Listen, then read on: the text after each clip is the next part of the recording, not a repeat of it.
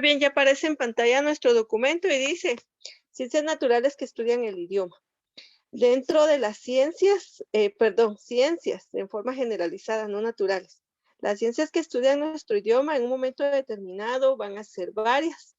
Cada una rige la estructura o una mínima parte de lo que es el idioma como tal. ¿Qué idioma? Todo el idioma generalizado, ya que si fuera un idioma maya, un idioma inglés, un idioma español, pues todos se van a regir a la misma situación. A eso es a lo que se debe estas ciencias como tal. Y tenemos entonces ya, dice es la ciencia, la gramática es la ciencia que estudia la lengua en su aspecto sincrónico. Es decir, en un momento dado de su evolución, se interesa por la rama, significado, función de las palabras. ¿Por qué nosotros vamos a hablar de la gramática como tal? Porque no importa el momento, no, a la gramática le interesa todas las fases habidas y por haber del idioma. Y que nosotros vamos a conocer que nuestro idioma como tal proviene, ¿verdad?, de una lengua romance, es una derivación como tal. De hecho, nosotros hablamos el castellano, que es el que se hablaba en Castilla, y por eso es que nosotros tenemos este estudio del idioma tal cual. Tenemos la otra ciencia que es la morfología, y la morfología dice que es una rama de la gramática que estudia la forma de una palabra y sus posibles variaciones o accidentes. Cuando nosotros hablamos de la morfología, estamos hablando de la composición que tiene la palabra tal cual. En este caso, por ejemplo, nosotros vamos a encontrar variaciones o accidentes en una palabra. Ya conocemos, por ejemplo, las variaciones que tiene el verbo. Va a presentarse en los tiempos determinados, presente, pasado y futuro. Y variaciones en palabra cuando nosotros tenemos, por ejemplo, una palabra raíz y luego una desinencia. En este caso sería que nosotros dijéramos árbol, arboleda, arbusto, árboles y arbolito. Ahí nosotros estamos teniendo esa variación. A eso se refiere la morfología, a la estructura que tiene en sí la palabra. Tenemos también la semántica, y la semántica es aquella disciplina que le interesa el significado de la palabra. Muy bien, si nosotros vamos entonces al diccionario y buscamos, por ejemplo, qué significa un árbol, y ya nos va a decir, ¿verdad? Es una planta y nos da todas las características. Ese es el significado de la palabra árbol. Entonces, ¿eso quién lo estudia? La semántica como tal. Vean entonces, buscamos ya a la gramática para buscar, para estudiar todo lo que compone en sí al idioma. Luego tenemos a la morfología que nos indica la estructura de la palabra y también nos va a dar en un momento determinado un origen de dónde proviene la palabra. La semántica nos va a dar el significado de esa palabra. Y luego vamos a tener a la sintaxis, y la sintaxis es la disciplina que estudia el orden de las palabras en una expresión. Nosotros regularmente siempre utilizamos oraciones para podernos expresar. Decimos buenos días, ¿cómo están? ¿Cómo amanecieron? Ya estamos formulando una oración. Nosotros cuando nos presentamos decimos yo soy Gladys Pacajá, y ya estoy yo formulando una oración. Si yo empezara a preguntarles qué hicieron el día de ayer, por la tarde, noche, alguno me diría, bueno, yo hice mis tareas y luego me fui a descansar, ¿verdad? Otra persona me diría, mire, yo vi una película y vi tal película, ¿verdad? Específicamente. Entonces, en un momento determinado, todo tiene un orden. No vamos a hablar en forma desordenada porque no se entiende. Entonces, ¿qué pasa con la sintaxis? Nos da el orden correcto de una oración para ser expresada de forma adecuada. Yo podría decir, el domingo fui al parque y me fui a refaccionar un vaso de atol. Entonces no podría decir atol domingo, refacción fui parque, ¿verdad? Si no tengo un orden lógico de la expresión que estoy dando. Si no, no se entendería nada. Y eso es lo que estudia la sintaxis como tal. Tenemos también la fonética, que es otra ciencia. En este caso, la fonética dice que estudia la fisiología y la acústica de los sonidos significativos de la lengua, cómo se articula, cómo se combina. Esos sonidos significativos son los llamados fonemas.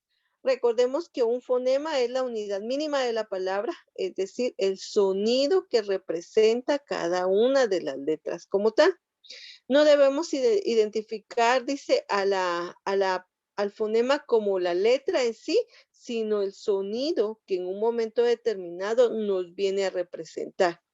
En castellano, por ejemplo, dice la letra K, se manifiesta en diversas representaciones. Por ejemplo, nosotros sabemos que la letra como tal es K, ese es el nombre de la letra, pero no es como nosotros pronunciamos la letra en cada palabra, sino, por ejemplo, es el sonido que genera. Entonces, nosotros cuando aprendimos el sonido de las letras, empezamos, ¿verdad? Y dijimos K, el sonido era K, K, y así es como nosotros empezamos a pronunciar ese sonido. No es lo mismo decir, letra K, a decir el sonido tal cual. Entonces, por ejemplo, aquí dice kilo, y la otra dice casa y quema. En este caso, todas parecieran en un momento determinado que fuera la misma K, pero como nosotros ya conocemos realmente acerca de gramática, conocemos nuestro alfabeto, pues hacemos esa distinción. Cuando nosotros aprendimos a leer y a escribir, nuestra maestra nos decía a veces, ¿verdad? ¿Cuál es escuchen la letra, ¿verdad? Y les decía, es K. Bueno, y luego les decía K de kilo, de kiosco, y uno iba memorizando eso. Y luego le decía, cuando le hacía el dictado, C de casa. Ahora ya nosotros ya no nos hacen la distinción. Nosotros ya identificamos claramente esta situación. Entonces, ¿por qué es de que identificamos nosotros? Porque nosotros aprendimos con la fonética, es decir, el sonido y el uso que tenía cada letra, pero en su momento el sonido que nos generaba, ¿verdad? Hay unas personas, los chiquitos siempre le dicen a usted, con S de sapo o con C de casa, porque no hay una distinción como tal aún. Entonces ahí es donde nosotros empleamos, ¿verdad? Lo que es la fonética para ubicar este sonido. Luego tenemos la fonología. La fonología estudia el elemento fónico de los fonemas, acentos, entonaciones y pausas. En este caso, ya nosotros dijimos que vamos a emplear los fonemas combinados. ¿Con qué? Con acentos, con signos de auxiliares, ya sea una coma, un punto, una diéresis, paréntesis. Ya nosotros estamos haciendo uso de otros signos. En cuanto a esto, para diferenciar también el sonido que se presenta. Y nosotros también aquí en la fonología pudimos observar, ¿verdad? En su momento, cuando nosotros tenemos vocales abiertas y cuando nosotros tenemos vocales cerradas.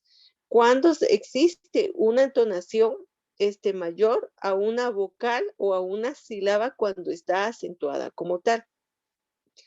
En una ocasión, vi a un niñito, ¿verdad? Que iba leyendo y supongo que él estaba aprendiendo a leer en un zoológico.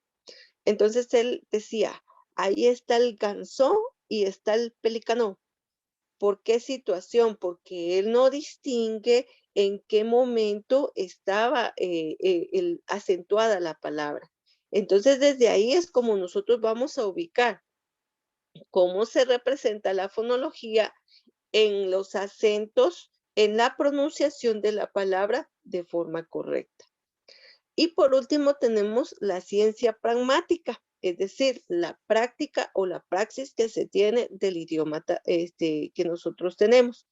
En este caso dice pragmático es una disciplina que estudia el lenguaje en la relación del contexto donde se desarrolla la idea. Bueno, aparte de que es una práctica que se va a tener, dice que se refiere al contexto. Tal vez ustedes han escuchado que en Guatemala se utilizan muchos términos que no existen en un diccionario de la Real Academia. sino vamos a encontrar un significado práctico, pero que no está establecido como tal, como algo a nivel mundial, reconocido, sino a veces encontramos su significado y vamos a Google y escribimos, ¿qué significa chilero? Y entonces le dice, según la región establecida en tal lugar, tiene la práctica o tiene el significado cotidiano de tal cosa.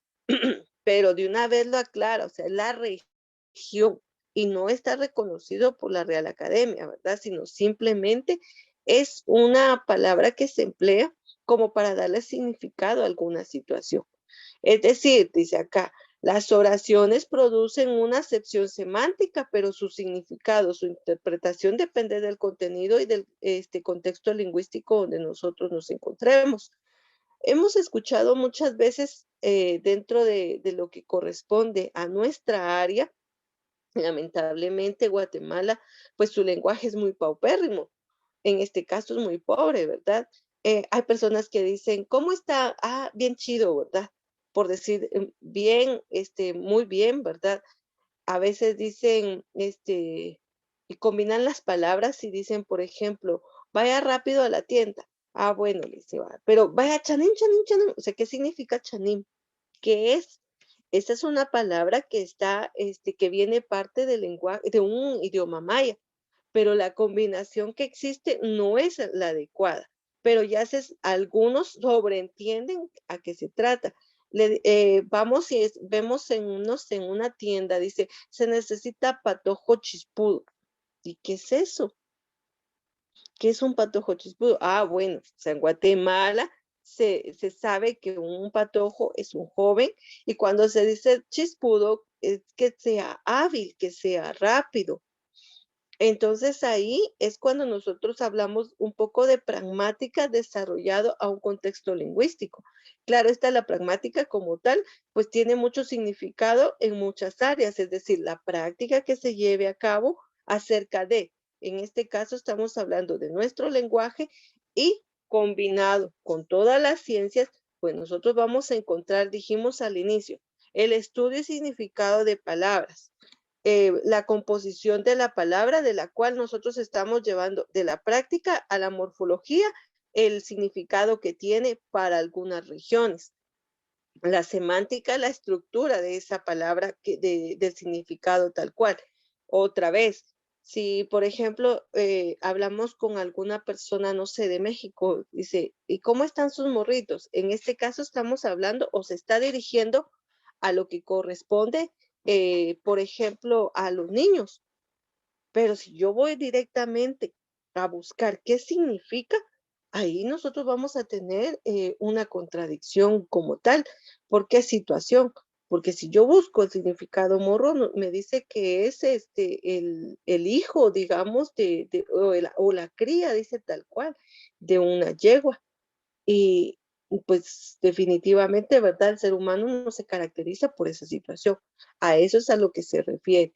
Entonces vamos a encontrar muchas cuestiones. En Honduras le dicen a los niños bichos, le dicen cipotes o cipotas a las niñas. Aquí se le dice guira, patoja, en algún término ishta, ¿verdad? Entonces esas situaciones son las que se vienen a conjugar dentro de la pragmática como tal. A eso se refiere. Ustedes me indican si hay alguna duda con respecto al tema hasta el momento.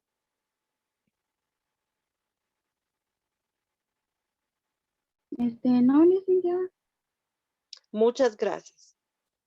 Y luego tenemos el origen del lenguaje.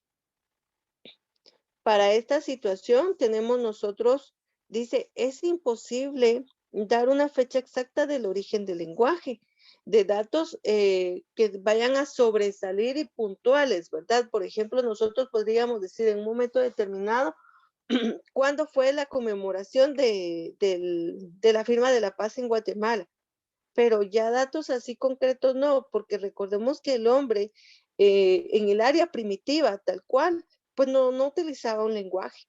El hombre primitivo comenzó solamente a balbucear como un bebé, no tenía palabras concretas, no tenía un lenguaje específico, Se dice que el hombre primitivo como tal fue hasta que empieza a hacer sus cambios de raciocinio por el cambio de su alimentación, es que empieza a generar y esa evolución empieza a dar lo que es un lenguaje.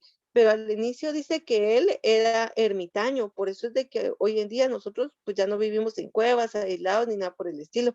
Hoy ya nos comunicamos e interactuamos con otras personas, pero tal cual de que hubieran 3 hombres primitivos en un área, tal vez se hacían señas, gestos, posibles sonidos, pero que tuvieran una conversación como la que nosotros tenemos en este momento, definitivamente no. Entonces ese lenguaje solamente fue evolucionando con el Homo sapiens. Y cuando nosotros mencionamos al Homo sapiens, se habla de unos, dice 500.000 años en África, que fue la primera, el primer Homo que encontramos como tal. Y luego, claro, está, va a aparecer el Homo sapiens sapiens, antes de él está el Homo erectus, antes de él estaba solo el Homo, y estaba el homínido, que es el principal, ¿verdad? Del cual se encuentra esta descendencia o esta cadena de estudio. Pero como tal, nosotros tenemos, por ejemplo, es más, nuestro origen del idioma es solo una derivación de otro idioma como tal. Se le llama lengua romance el idioma español porque proviene de una derivación del romano y combinado con el latín. Y que por eso nosotros cuando vemos a veces algunas palabras en el diccionario nos dice, proviene la palabra del latín, es decir, su origen o su etimología es de latín. O a veces nos dice, palabra proveniente del griego, y ahí es cuando nosotros encontramos de dónde vienen los orígenes de alguna palabra. Bueno, dice, existen teorías del origen de la lengua. Podemos encontrar la monogénesis que argumenta que la lengua surgió como un primer grupo humano en África. Esto es una lengua original. Cuando nosotros hablamos de una monogénesis, está combinada la palabra de monosílabos y de génesis, es decir, el inicio de las palabras. Luego está la filogénesis, que sitúa el inicio del lenguaje más allá del origen del Homo sapiens. Es decir, acabamos de encontrar entonces ese estudio que se hace retrospectivo de cómo el ser humano comenzó a pronunciar posiblemente algún sonido como palabra, a algún gesto, a alguna situación que entablara una conversación o algún tipo de comunicación con el hombre primitivo en sus inicios. Dice, esta última es de las grandes preguntas respecto al origen del lenguaje. Nos imaginamos que nuestros ancestros empezaron a hablar con palabras sueltas, como fuego, agua, por ejemplo. Pero no todas las teorías dicen esto. Solo solemos identificar la ontogenia, es decir, aquella situación que de los precedentes que se tienen hasta lo que es la filogenia, es decir, el desarrollo de la especie. Si nosotros retomamos la historia de ciencias sociales como tal, de cómo el ser humano vino a desarrollarse, pues hay muchas teorías. Ahí está la teoría de la espontaneidad, ¿verdad? Que se genera sobre una bacteria, la vida. Está la teoría del Homo sapiens, que en este caso dice, ¿verdad?, que venimos procedentes del mono. Está la teoría del positivismo, está la teoría en relación al positivismo, ¿verdad? De la teológica, que es Dios quien nos creó. Está la teoría del Big Bang, ¿verdad? Que después de que hace una explosión, pues genera vida espontánea, entre otras. Y entonces de ahí es donde nosotros solamente tenemos de forma ontogénea las teorías, lo que existe, ¿verdad? Según los datos. Eso es lo que nosotros podemos hablar como tal de nuestro idioma. Los niños comienzan a hablar usando palabras simples. Nadie, ninguno de nosotros, ustedes, yo y la demás generación, han nacido hablando, ¿verdad? Tal cual. ¿Qué es lo que pasa cuando nosotros tenemos a un bebé cerca?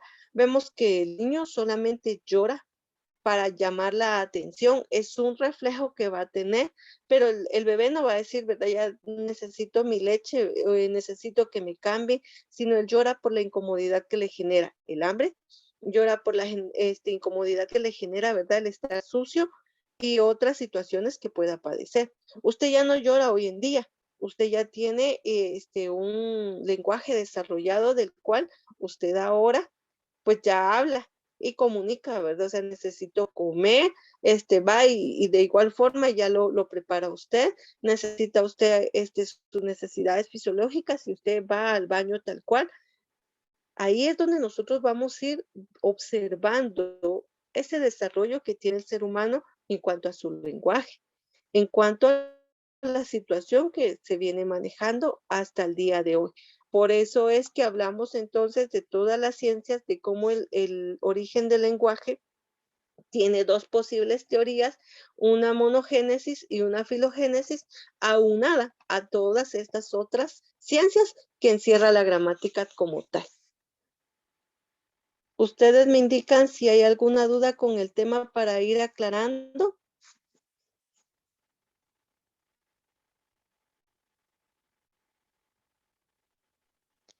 No, señor.